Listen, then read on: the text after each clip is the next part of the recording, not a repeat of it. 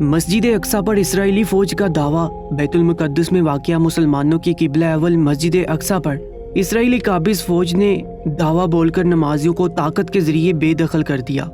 قابض فوج نے ایک ہفتے میں تیسری بار مسجد اقصی پر دعویٰ بولا اور وحشیانہ تشدد کا نشانہ بناتے ہوئے سینکڑوں نمازیوں کو زخمی جبکہ کم سے کم 400 کے قریب کو گرفتار کر کے نامعلوم مقامات پر منتقل کر دیا ہے۔ مسجد کے اندر بنائی گئی ویڈیوز میں اسرائیلی پولیس کو فلسطینیوں کو لاٹھیوں سے مارتے اور ہاتھ اور پاؤں باندھ کے زمین پر لٹاتے دیکھا جا سکتا ہے۔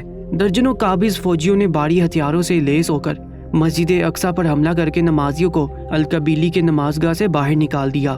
اس موقع پر قابض فوج نے مسجد اقصی میں اعتکاف میں بیٹھے روزے داروں پر چڑھائی کر دی، ان پر آنسو گیس کی شیلنگ کی۔ قابض فوج نے مسجد قبیلی کی چھت پر چڑھ کر نمازیوں کو نشانہ بنایا اور انہیں مسجد اقصی سے نکلنے پر مجبور کر دیا۔ قابض فوج نے اعتکاف میں بیٹھے روزہ داروں پر براہ راست حملہ کیا اور مسجد میں موجود افراد پر گرینیڈ اور ربڑ کی گولیاں چلائیں، جس نتیجے میں سینکڑوں نمازیوں کے زخمی ہونے کی اطلاعات ہیں۔ گزشتہ سوموار کو قابض فوج نے مسجد اقصی پر دعویٰ بولا اور نمازیوں کو زبردستی وہاں سے نکال دیا تھا۔ یہ بات عینی شاہدین کی رپورٹ کے بعد سامنے آئی ہے کہ قابض انٹیلیجنس نے مسجد اقصی میں اعتکاف کرنے والوں کو پیغامات بھیجے اور انہیں وہاں سے نکل جانے کو کہا۔ منگل کی شام ہزاروں افراد نے رمضان المبارک کے ببرکت مہینے کی 14ویں شب کو مسجد اقصی میں عشاء اور تراویح کی نمازیں ادا کی۔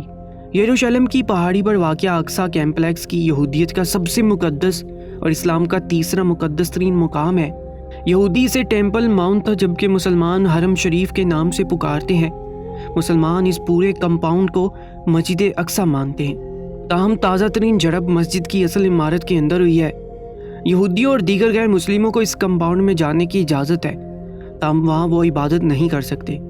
حماس کے نائب سربراہ نے خبردار کیا ہے کہ مقدس مقامات پر حملے کی بھاری قیمت چکانا پڑے گی اور ہم اسرائیلیوں کے پیروں تلے یہ زمین چلا دیں گے۔